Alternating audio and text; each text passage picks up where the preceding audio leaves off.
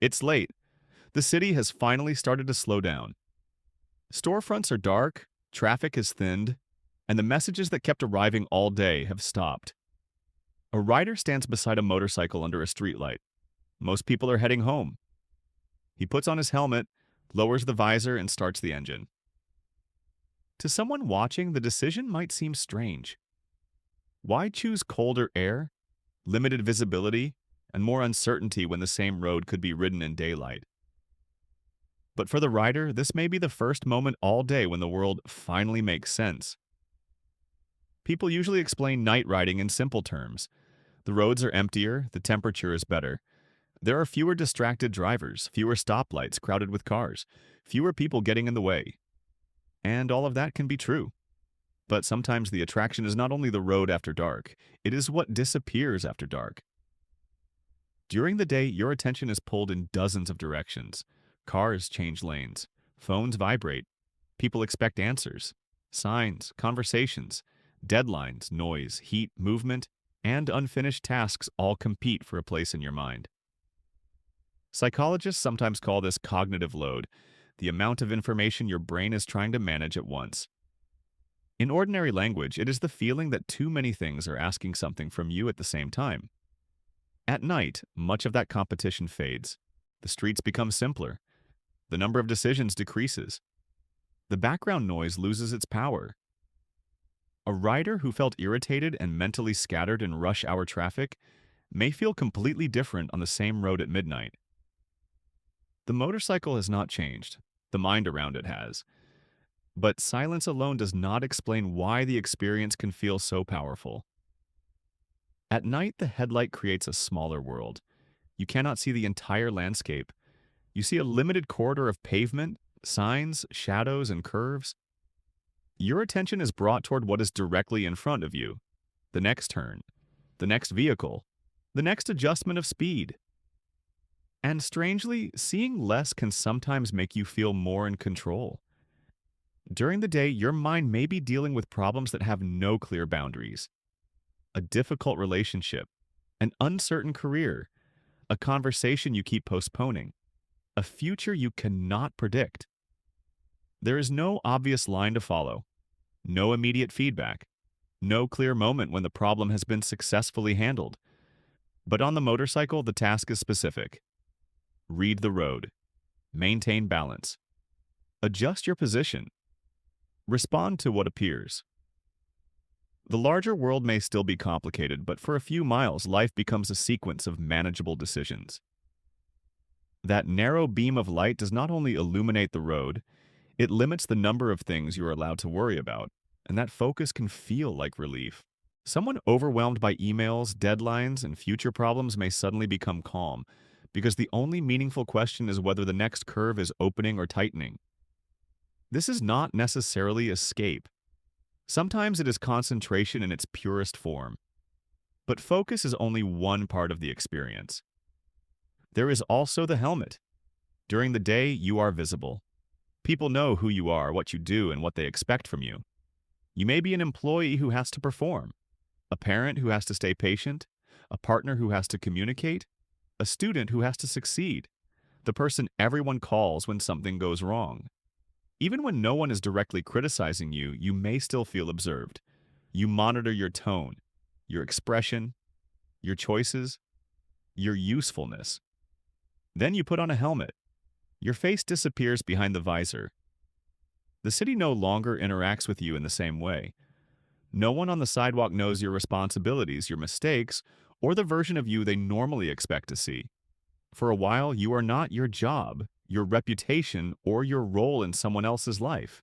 You are simply the person operating the machine. That anonymity can create psychological distance. It gives you temporary permission to stop performing your identity. And for someone who spends the day responding to other people's needs, the night ride may be one of the few moments when nobody is asking anything from them. But freedom from demands can be restorative or revealing, because sometimes the relief feels so intense that it shows how difficult ordinary emotional exposure has become. Riding also gives the mind something physical to organize around. Your hands, eyes, feet, and body are continuously coordinating. You listen to the engine. You feel the surface of the road. You adjust your posture. You calculate distance without needing to describe every calculation in words. This creates a form of absorption. You are mentally occupied, but not in the same way you are occupied by worry. Imagine someone replaying an argument for hours. They remember what was said. They imagine better responses. They predict what might happen next. The same thoughts circle without producing a solution. Then the ride begins. The argument may not disappear completely, but it loses intensity. Attention moves towards sound, balance, speed, and motion. The body interrupts the loop that the mind could not stop on its own. That relief is real, but its meaning depends on what happens after the engine shuts off. One rider returns home calmer and more prepared to face the problem. Another keeps extending the route because going home would mean facing loneliness, conflict, or uncertainty. From the outside, both riders are doing the same thing. Psychologically, they may be moving in opposite directions. For one person, the ride is decompression. It creates enough space to process life more clearly. For another, it becomes avoidance. Not because riding is unhealthy, but because motion is being used to postpone every moment of stillness.